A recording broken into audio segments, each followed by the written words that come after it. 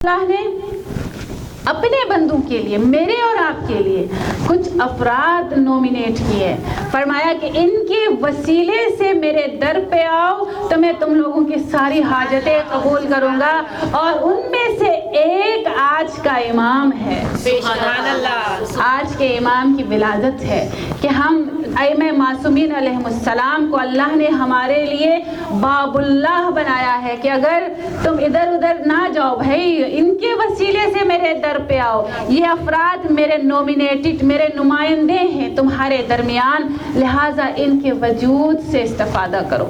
عزیزان گرامی، یہ وہ امام ہیں۔ کچھ امام ایسے ہیں جو کم سنی میں امامت پر فائز ہوئے۔ ایک امام جواد علیہ السلام 7 سال کی عمر میں، اور ایک امام ہادی امام علی نقی علیہ السلام 8 سال کی عمر میں، اور اس وقت کے امام 5 سال کی عمر میں۔ کچھ لوگ سوال کر سکتے ہیں کہ اتنی کم سنی میں امام کیسے بن سکتا ہے؟ عزیزان، امامت کا تعلق سن و سال سے نہیں ہے، منصوص من اللہ اور عصمت سے ہے۔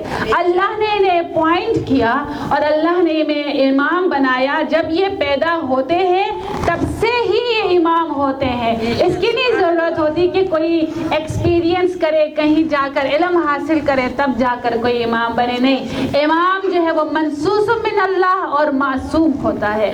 جس طرح نبوت ہے، جس طرح امامت، نبوت کی طرح امامت کے لیے بھی سن و سال، عمر کا کوئی قید و بند نہیں ہے کہ اتنے سال کے بعد کوئی امام بن سکتا ہے۔ جیسے حضرت یحییٰ، حضرت عیسیٰ، یہ دونوں نبوت پر فائز ہوئے جب یہ گہوارے میں تھے، اور جب کلام کرتے ہیں تو فرماتے ہیں کہ ہم نبی اللہ ہیں، اللہ نے ہمیں کتاب و حکمت عطا کیا ہے۔ عزیزان گرامی، اسی طرح یہ وہ امام، اور یہ 3 امام، یہ 3 امام، ان تینوں کی عمروں کو اگر کنکلوڈ کیا جائے، جمع کیا جائے تو 100 سال سے بھی کم ہے۔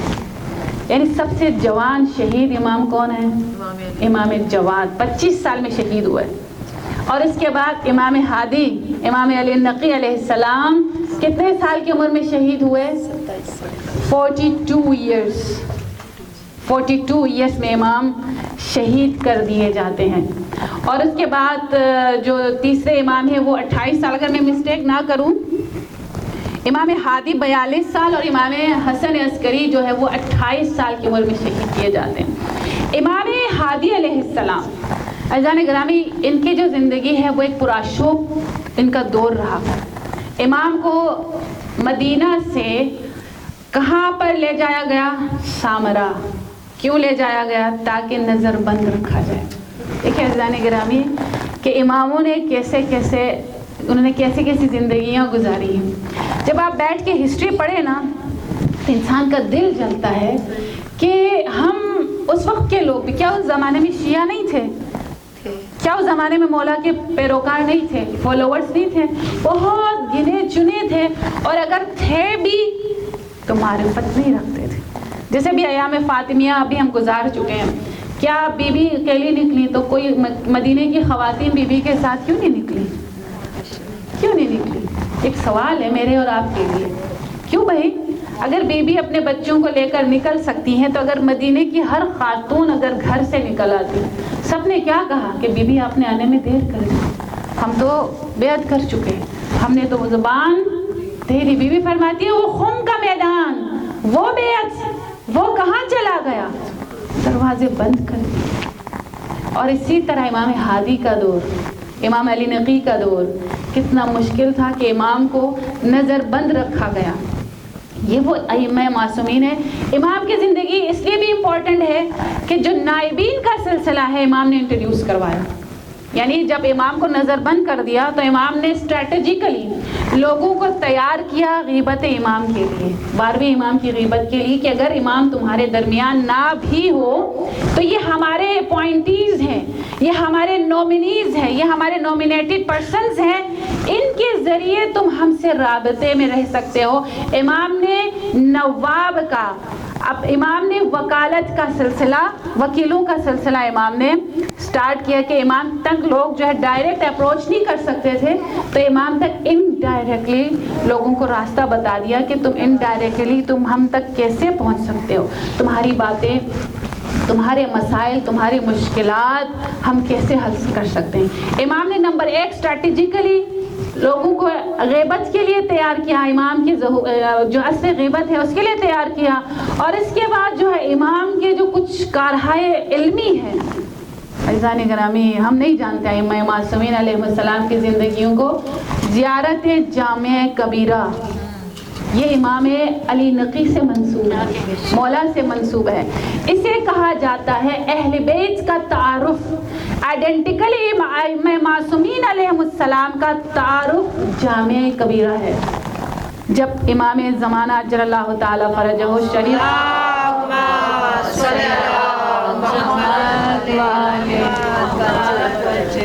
جب علامہ مجلسی سے مولا کی ملاقات ہوتی ہے، مولا علامہ مجلسی سے ملاقات کرتے ہیں تو 3 مرتبہ مولا فرماتے ہیں جامعہ جامعہ جامعہ، یعنی زیارت جامعہ کبیرہ کو کثرت سے پڑھو۔ اس میں کیا ہے عزیزان؟ ایک اہل بیت اطہار کا مکمل تعارف موجود ہے، جس میں ڈیٹیل میں بتایا کہ اہل بیت کیا ہے، کون ہے، کہاں سے آئے ہیں۔ ایک کہا جاتا ہے اہل بیت کا ایک شناختی کارڈ اگر کہا جائے تو اسے زیارت جامعہ کبیرہ ہے، اور روایتوں میں ہے کہ انسان کے لیے مسنون ہے کہ وہ اپنی صبح کا آغاز زیارت جامعہ کبیرہ سے کرے۔ لیکن اگر ہر صبح نہ ہو سکے تو کم از کم ہفتے میں ایک دفعہ نہ ہو سکے تو مہینے میں ایک دفعہ نہ ہو سکے تو سال میں ایک دفعہ۔ اور یہ مستحب ہے کہ جہاں پر بھی جس ائمہ معصومین کی زیارت کے لیے ہم جائیں وہاں زیارت جامعہ کبیرہ کا پڑھ کر آنا مستحب ہے۔ یہ امام علیہ السلام کی جو ایک آثار علمی ہے ان میں سے ایک زیارت جامعہ کبیرہ، اور جو دوسری چیز ہے وہ زیارت غدیر ہے۔ زیارت غدیر عزیزان گرامی، زیارت غدیر جب مولا کو مدینہ سے لے جایا جا رہا تھا، اسیر کر کے، ایک طرح سے اسیر ہے، جب 300 آپ کے سپاہی آئیں اور مولا کو زبردستی مدینہ سے لے کر جایا جائے، ویسے ہم اسیر ہی کہتے ہیں نا، اسیر کر کے لے کر جا رہے تھے۔ راستے میں جب گزر ہوا کوفے سے تو یہ غدیر کے ایام تھے، تو مولا نے فرمایا کہ مجھے اپنے جد کی زیارت کرنے کی اجازت دی جائے۔ تو مولا کو زیارت کرنے جب بھیجا گیا تو مولا نے یہ زیارت غدیر وہاں جا کر مولا نے پڑھی، اور یہ کیا ہے؟ استدلال ہے ولایت امیر المؤمنین علی ابن ابی طالب پر۔